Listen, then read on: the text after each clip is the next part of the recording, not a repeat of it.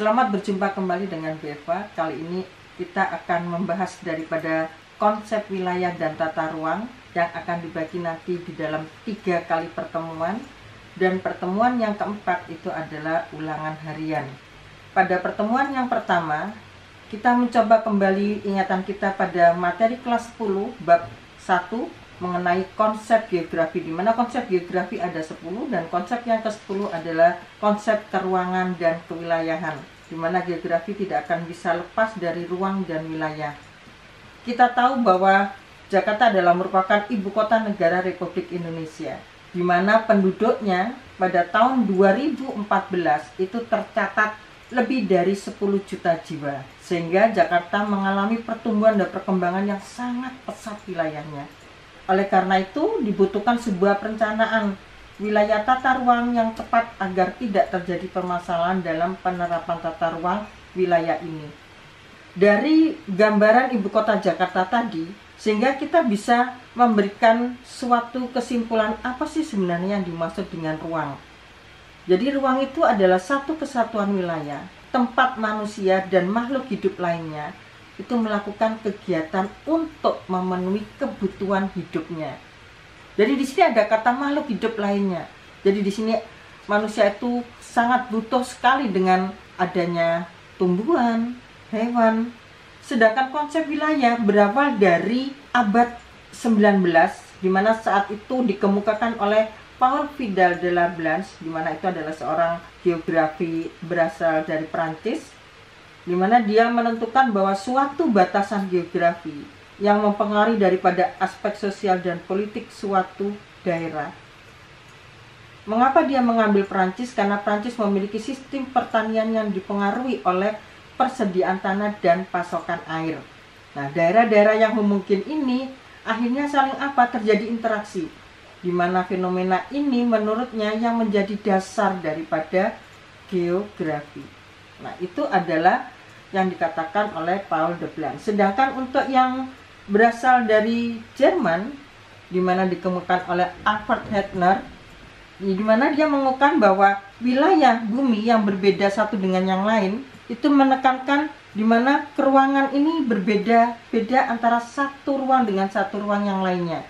Karena masing-masing daripada ruang itu akan memiliki fenomena geografi, interaksi biotik dan abiotik, serta realitas, hubungan sosial, budaya, kondisi ekonomi secara keseluruhan yang berbeda antara satu ruang satu dengan ruang yang lainnya. Ini adalah gambaran mengenai ruang. Sehingga berdasarkan daripada definisi para ahli, di mana untuk seorang geografi Indonesia yang dibagi oleh Bintarto dan Hadi Sumarno mengemukakan bahwa wilayah merupakan permukaan bumi yang dapat dibedakan dalam hal-hal tertentu dari daerah di sekitarnya. Sehingga bisa disimpulkan bahwa unsur-unsur wilayah itu meliputi 3. Yang pertama adalah memiliki ciri dan luas tertentu. Jadi tadi sudah dikatakan bahwa setiap daripada wilayah itu akan memiliki karakteristik tersendiri. Sedangkan luas pada suatu wilayah pun juga tidak ada yang sama. Sehingga ada kategori wilayah yang sangat luas, ada pula kategorinya wilayah yang sangat kecil. Contohnya adalah Monaco. Ciri yang kedua itu adalah berbeda dengan daerah yang lain, di mana wilayah ini bisa dilihat dari segi fisik maupun segi sosialnya untuk perbedaannya. Misalnya ada wilayah yang curah hujannya sangat tinggi, contohnya mana? Bogor. Ada pula daripada suatu wilayah itu yang curah hujannya adalah sangat rendah sekali, contohnya adalah Luwuk. Dan ini adalah merupakan wilayah yang berbeda dengan wilayah-wilayah sekitarnya. Sedangkan yang ketiga dapat ditentukan berdasarkan aspek administratif dan fungsional. Jadi di sini wilayah itu ada batasnya. Jadi batas administrasi daripada suatu wilayah itu dengan apa? Sedangkan fungsional di sini adalah bahwa wilayah ini masuk pada kategori dia ditekankan pada apa? Misalnya entah itu pada pertanian atau pada perikanan, sehingga wilayah pedesaan yang berbeda dengan wilayah perkotaan. Ada wilayah industri yang berbeda dengan wilayah pertanian. Nah, ini yang dimaksud dari berdasarkan fungsi ionalnya. Sedangkan menurut konsep pembagian wilayah yang paling klasik itu ada 3 kategori wilayah. Yang pertama yang disebut dengan wilayah homogen. Wilayah homogen atau yang biasa disebut dengan uniform region atau homogeneous region itu adalah wilayah di mana populasinya memiliki karakteristik yang khas.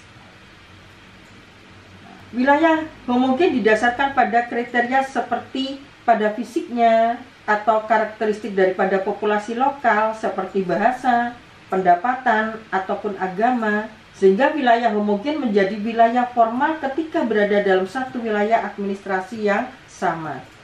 Sedangkan yang kedua adalah wilayah fungsional yang biasa disebut dengan nodal region.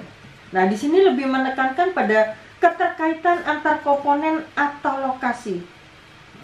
Di sini kita ambil contoh misalnya wilayah fungsional kota metropolitan. Membayangkan metropolitan selalu berkaitan dengan kota besar yang tanpa adanya pertanian dan banyak kota kecil atau kota satelit yang mengelilinginya. Jadi contohnya pada wilayah fungsional ini misalnya apa? Oh, Jakarta. Sebagai apa? Sebagai ibu kota negara. Lalu misalnya kalau untuk selain daripada Jakarta sebagai ibu kota negara, misalnya bisa dicontohkan lagi adalah Jabodetabek, di mana Jakarta ini dikelilingi oleh Bogor, Depok, Tangerang maupun Bekasi. Nah, sedangkan untuk Jawa Timur, nah wilayah fungsionalnya ini adalah Gerbang Kertasusila, di mana Surabaya dikelilingi oleh Gresik, Lamongan, Mojokerto, Sidoarjo, dan Bangkalan. Sedangkan wilayah yang ketiga yang dinamakan dengan wilayah vernakular atau vernacular region, yaitu wilayah perspektual, yaitu wilayah yang di dalam pemikiran sejumlah orang-orang besar. Jadi wilayah ini lebih ditekankan pada apa? Pada keunikan identitas daripada wilayah tersebut. Kita ambil contoh misalnya, oh Bogor itu adalah kota yang terkenal dengan julukan kota hujan. Kenapa?